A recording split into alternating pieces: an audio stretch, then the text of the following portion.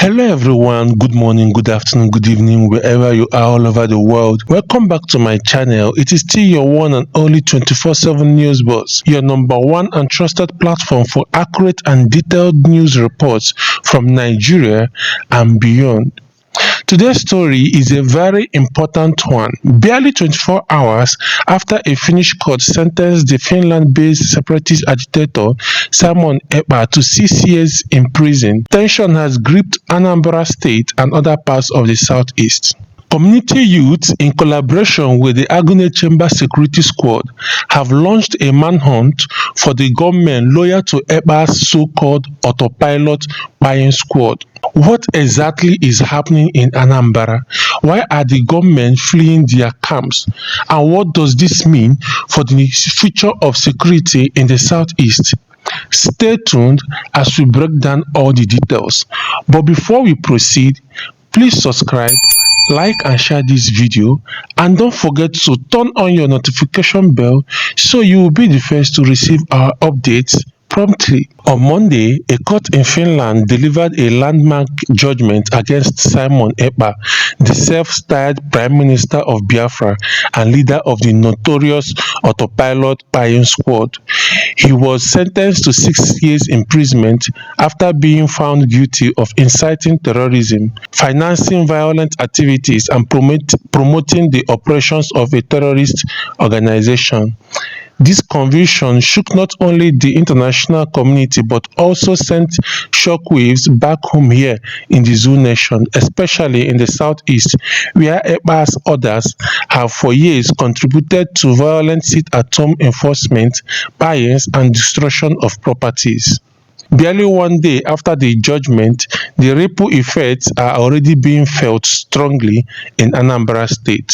According to multiple eyewitness accounts, youths in local government areas such as Obaru, Oyamelum, Urumba South, Ihiala, and Oka North have joined hands with the Agune Chamber Security Squad to combo through border towns and villages, hunting down the remnants of Ekpa's loyal gunmen. A farmer from Urumba South narrated to our correspondent how a major camp at Owerezukala, which had long been a stronghold for the gunmen, was suddenly deserted after the court ruling. He explained, and I quote, "Before now, they would drive round the town harassing people and demanding money. They even attacked farmers in their farmlands, but this morning, when we went to check, their camp was completely empty. We believe they abandoned it because of the conviction of their leader in Finland." This sudden disappearance of the gunmen is seen as both a relief and a mystery.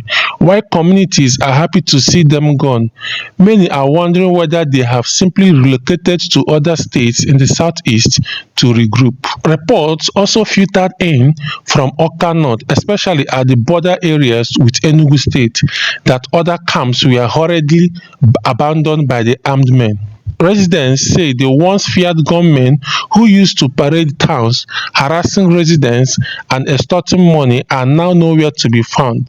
Some suspect they fled out of fear of being arrested, as both youth and local security networks are now determined to flush them out. But this mass flight has also created a new wave of panic. Where are these gunmen going? Will they resurface in Enugu, Abia, or Imo State? Could they regroup into splinter cells and become even more dangerous? These are questions troubling the minds of many residents. Meanwhile, the Anambra State government has remained largely silent on this sudden development. The special advisor to Governor Charles Soludo on community security, Prince Kenneth Emekayi, is yet to officially comment or confirm the situation. However, the public relations officer of the Agune Chamber Security Squad, Mr. Nweke, has provided some clarification. He emphasized that their operations are not tied to Ekpa's conviction but are instead part of their ongoing duty to maintain peace and order.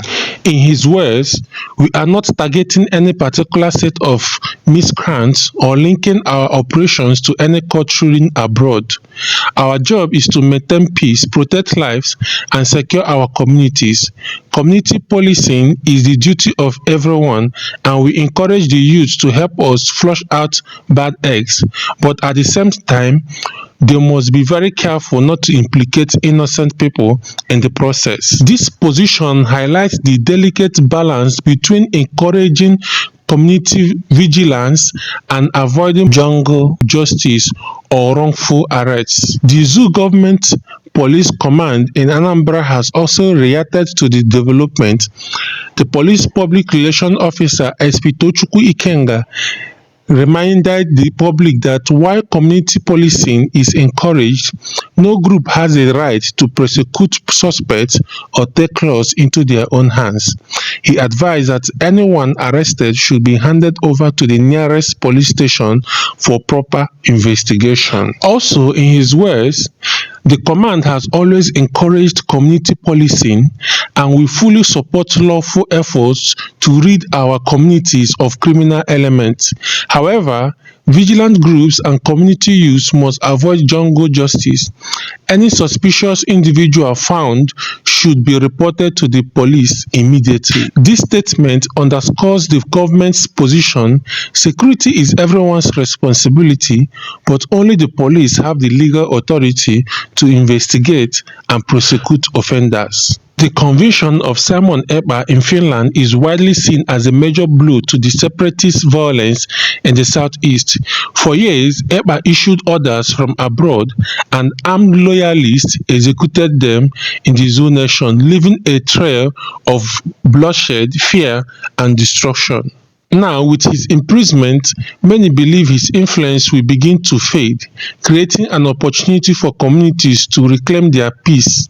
The ongoing manhunt by youth and the Agone Chamber Security Squad reflects this renewed determination.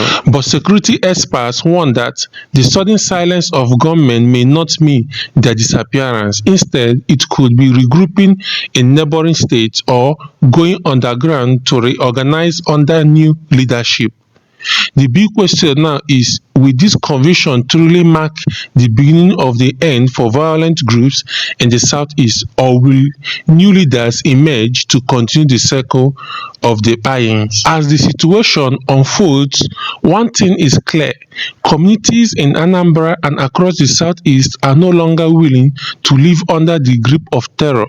The manhunt for Simon Ekpa's loyalists shows a growing unity between local youth, security outfits, and the police.